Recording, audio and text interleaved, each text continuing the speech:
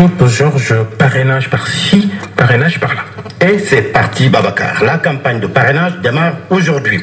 La collecte des signatures. Le quotidien parle de chasse aux signatures. Le journal rapporte que pour un fichier électoral estimé à 6 682 075 électeurs, les candidats déclarés à la présidentielle de 2019, 36, dénombrés pour l'heure par mon confrère, devront recenser chacun 53 457 signatures.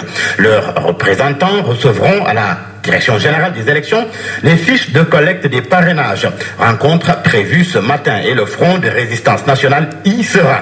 La presse du jour se fait d'ailleurs l'écho de cette décision de l'opposition dite significative. Chaque journal à sa façon. Selon l'AS, l'opposition répond favorablement. Pour l'Observateur, l'opposition parraine Aly Ngouille Ndiaye. Vox Populi indique que l'opposition rejoint la scène du parrainage. Et pourtant, le journal Le Quotidien note qu'un des partis les plus significatifs du FRN, le PDS, avait annoncé qu'il n'allait pas participer à cette réunion. Mais Vox Populi indique que finalement, le Front de résistance nationale a demandé à ses membres de répondre à la convocation du ministre de l'Intérieur pour récupérer les documents électoraux et exiger l'accès au fichier électoral. Le fichier électoral, justement, s'en a mis à disposition. Les incertitudes sur des signatures de parrain.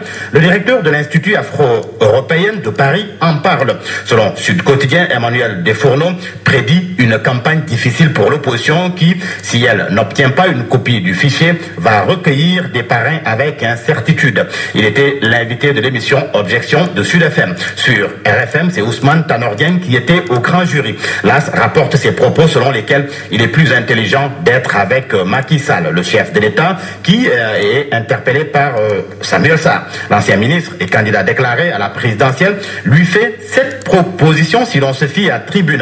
Samuel Sarr demande la déclassification de cet rapport jugé explosif fait par des corps de contrôle comme l'IGE et concernant son implication sur le pétrole frelaté, l'audition de Khalifa Sall, l'affaire Petrotim ou encore les transactions de l'immeuble du Sénégal à New York. La balle donc dans le camp de Macky Sall. Il reçoit en audience aujourd'hui Alioune Badara Cissé. C'est ce que nous apprennent l'Observateur et le journal LAS qui parle de nouveau face-à-face après une entrevue jeudi. Le journal Réumi évoque le sujet à sa une et titre le dégel avec une interrogation bien sûr. Macky Sall qui est à la une du journal Source A, c'est à propos des centaines de morts et plusieurs milliards de francs CFA dénombrés entre 2012 et 2018 dans des naufrages, accidents de circulation, incendies, inondations, rapts, meurtres entre autres. Le journal Source A titre Macky, un régime, beaucoup de larmes en 2013, 18 212 sont des personnes impliquées dans des accidents de la route, dont 456 morts. 2017, balle record, des drames sur fond de plusieurs pertes en vies humaines, des dizaines de morts, du Dakar Medina Gounass à la vingtaine de victimes de Bettenty, péri en pirogue en passant par les victimes de Dakar, Saint-Louis, Kaffrine, entre autres. La liste est loin d'être exhaustive selon le journal Source A qui écrit également que 2018, l'année des nombreux et inexpliqués enlèvements d'enfants, souvent soumis de meurtre. Nous avons parlé de Bettenty avec le quotidien Source A. Le journal L'Observateur parle de cet accident de Bettenty, mais s'intéresse plutôt à cette absence de suivi psychologique sur le long terme, l'insoutenable vie des rescapés de drame, leur nuit hantée de cauchemars.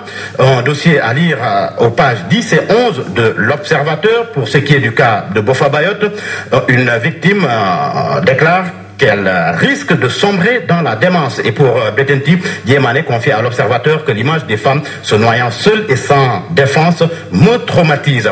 Le docteur Ali Baba Dieng, infectiologue, confie dans l'Observateur que le suivi à long terme pose problème au Sénégal. Et l'on termine par les sports, d'abord avec le quotidien Record, qui parle de la convocation de certains joueurs, par exemple Konaté et Diagne, qui flambent selon le journal du groupe Futur Média. Le journal Stade met à sa une la photo de Ismaïla Sarr, mais également celle de Moussa Konaté. Et pour cause, Ismaïla Sarr, Mbaye Diagne et Konaté sont en feu. La liste des 23 contre Madagascar est également commentée par le journal Stade qui évoque des incohérences d'Aliou Cissé.